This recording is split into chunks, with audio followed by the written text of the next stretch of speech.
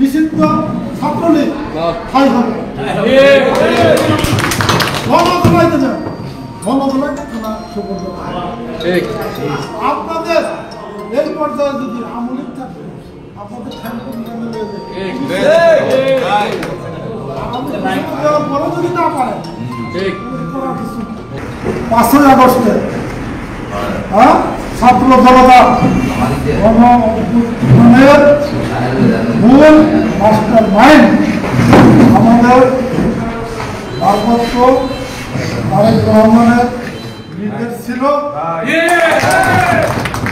বিদেশে ঢাকাকে 6টি সেক্টরে ভাগ করা হবে। এই 6টি সেক্টরের লোকজনই এই করে স্বাধীন করছে।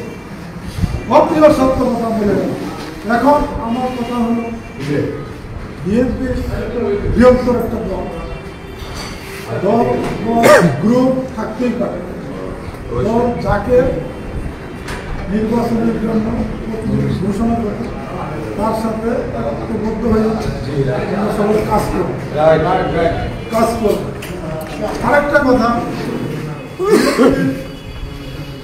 16 বছর সরকারের বাইরে ছিল, চুরি, চিন্তা, পটেল, দশম এগুলো ছিল না। আওয়ামী লীগের সময়ে দর্শন হয়, বিকার ন্যাশনাল স্কুলে দর্শন হয়েছে, ঢাকা বিশ্ববিদ্যালয়ে দর্শন হয়েছে, বিশ্বের নজির। ফ্যাসিস্ট সরকার পালিয়ে গেছে, কিন্তু তার দোষর কি বলে শুনতেছে। শুনো, যারা সাধারণ মানুষকে 16 বছর ঘর ছাড়া করছিল, নির্যাতন করছিল, আমার ভাই বলছে সে মামলা করতে আগ্রহী, মামলা নিচ্ছে না পুলিশ। আমি তাদের আমার সাথে যোগাযোগ করলে আমি একটা সঠিক পরামর্শ দিব, প্রয়োজন বোধে উঠে আলাপ করবো, মামলাটা কীভাবে স্টাবলিশ করা যায়, সে বিচার পায়, তার জন্য আমি চেষ্টা করবো। আর বিশেষ করে আমাদের কিছু বিএনপি আওয়ামী লীগের সাথে মিশা গেছে, এদের একটা লিস্ট আমাকে দিতে হবে, অরিজিনাল ওয়ার্ড ভিত্তিক একটা লিস্ট আমি চাই।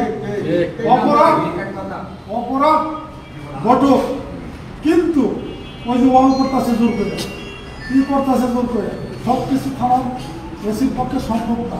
কিছু দায়িত্ব আপনাদের আমি দিতে চাই, সেই দায়িত্বটা সঠিকভাবে পালন করতে হবে।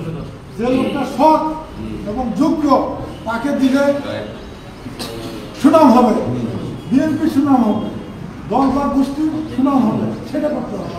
চাঁদাবাজি করা যাবে না, চাঁদাবাজি করা যাবে না। বিশেষ করে একটি কথা বলতে চাই, যারা 5ই আগস্টের আগে নিরীহ মানুষের বাড়িঘর ভাঙচুর করছে, মারপিট করছে, জখম করছে, তাদের এই দক্ষিণ রামমনিয়া থানায় হবে, তাদেরকে গণতলায় দিয়ে তাদের ঠাই হবে। নিষিদ্ধ ছাত্রলীগ ঠাই হবে। গণতলাইতে যান, গণতলায় থানা সুপর্দ। আপনাদের এই পর্যায়ে যদি আমলিক থাকে আপনাদের বড় যদি না পারেন কেমনে তারা হাতে ঘুরে এখনো এই কমিটি বাজারে কমিটি বাতিল করেন, বাতিল করে নতুন কমিটি করতে হবে। মসজিদের কমিটি করছে, হ্যাঁ, নামাজ পড়ে না গুপ্ত, হ্যাঁ, মসজিদের সভাপতি বাতিল করতে হবে। সত্তর হতো যে 5 ওয়াক্ত নামাজ পড়ে, কোরআন পড়ে, সেটা হবে সভাপতি। আমার দরকার না, আমি তো নামাজ পড়ি না। অনুরোধ সর্বশেষে রইল, আমার পুলিশ খুব নগণ্য। আমি রাত্রেবেলা যদি ডিউটি দেয় সহযোগিতা করবে, আপনার পাশে থাকবে। হ্যাঁ, অন্যায় কাজ করার জন্য না, ভালো কাজ করার জন্য।